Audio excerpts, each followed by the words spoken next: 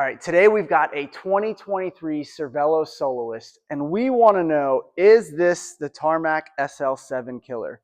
To find out, we sat down with the local rider who's been putting in some serious miles and watts into this bike to answer that question. We're going to dive into what he likes, what he doesn't like, and if this bike is a fast bike. This is Real Race Bikes, brought to you by Bespoke Endurance.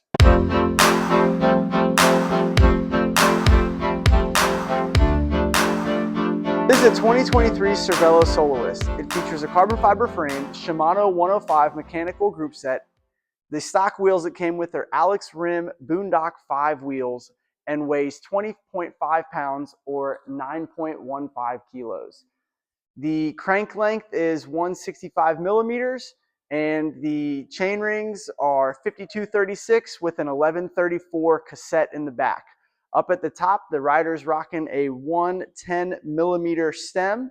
The bar width are stock alloy bars at 42 centimeter, and the saddle is a Selle Italia boost.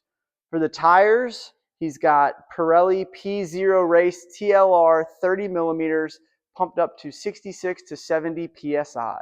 All right, so who are you and what racing category are you? So my name is Brian Maddock. I ride for Team Havoc, and I'm a Category 3 in both cyclocross and road. Okay, so the Cervélo Soloist, so tell us, how did you land on this bike? So before this, I was riding on a Cervélo S2. It was like a 2010 that I had gotten from my parents. I rode that for, I don't know, like 6 months or so, and I ended up cracking the frame. And luckily with the local bike shop, I was able to kind of get in contact with them, and then Cervélo gave me 20% off a new bike. And the bike shop matched it, so I was able to get this bike 40% off, which I was super stoked about.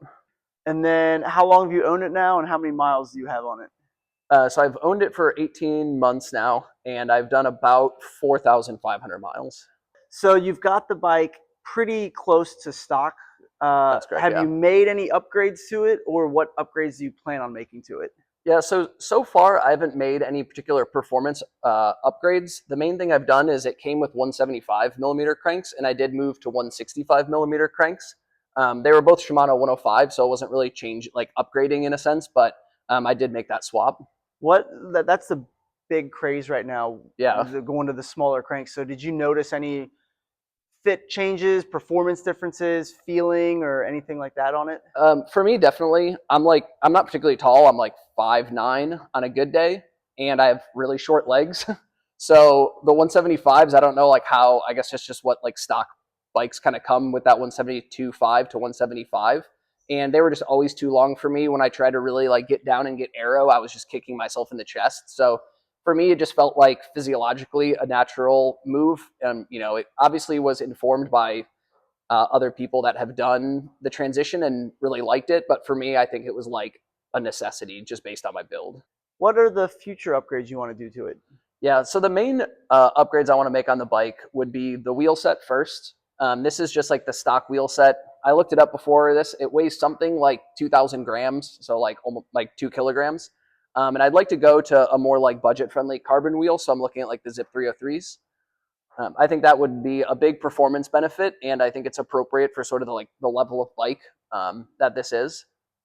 And then the handlebars are also just kind of the stock alloy bars. They're really wide, 42 centimeters, so I'd like to bring that into something like a 38, something with a flat top, a little more aero profile. All right, so tell me about the ride, feel, and performance. Where does this thing really shine? Yeah, I think where this bike probably really shines is as a crit bike.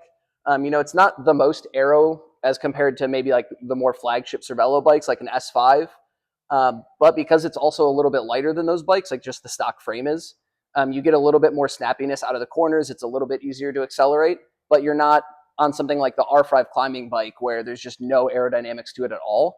And I think it kind of does a nice job of splitting that difference and also coming in at a price point that makes you willing to race it in a crit versus, maybe a bike where the frame itself is $5,000-$6,000.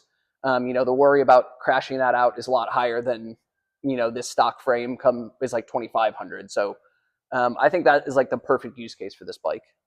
Do you feel because the silhouette is very close to what Josh and I ride, the Tarmac SL7, do you feel like this can compete with or even maybe beat the Tarmac SL7? I think if you put it in a wind tunnel, it would probably split the difference between like an SL7, SL8, and like the specialized Ale. I think it kind of runs like right in the middle where it's carbon, so it has a little bit more aerodynamic profile. You can do better like tubing shaping, but it's not quite as high end or as expensive as like the Tarmac series. So I think it does a nice job of, it kind of comes in the middle price point wise and performance wise, kind of between those two bikes. Okay, so what are some of the things you love about this bike? Yeah, I think when it comes like the things I love, there's two things that really stand out to me. First is just the color. I mean, the gold colorway was like an obvious choice. It was that or like a black colorway with white lettering. And I think anyone who gets that was just missed the mark on that one because the frame is just beautiful. And the other piece, as compared to a lot of bikes like in a similar price range, is it comes with mostly generic like components, meaning it doesn't have proprietary like bar and stem and things like that, like a lot of the higher end bikes a lot of times do now. It has like the external cables up here, even though they're internal later on. So it comes with a lot more like versatility in terms of what parts you can use, the maintenance you can do yourself. And I really like that Cervélo kind of made a bike that was still fast, but also maintained some of that like old school approach where you could just pull off your bars and swap them. You didn't have to do a full brake bleed and all this other stuff to try out different components. And I think that was like a very commendable thing to make your bike maintainable, but and still be fast. What are the drawbacks of this bike? I would say the main drawback is if you compare this bike to like the flagship bikes in from all the different like big brands, it's definitely just not going to be as fast or as light. I think it comes in like 300 grams heavier than the SL8, for example. You know, in a wind tunnel, it's going to be 10 or 15 watts slower than an S5. But obviously what you're getting for that is affordability. So when it comes to just pure performance, I don't think this is necessarily going to match up against those bikes. But if you're looking for sort of like a really good budget local bike shop build that you can do, I think this is a great option. I don't want to just shill out for Cervélo, but they make a build of this. That's the Cervélo 105 race. That's like $1,000 more than this, but it comes with the reserve 44 wheels. It comes with carbon bars. It comes with a power meter and like an upgraded saddle that has like carbon rails.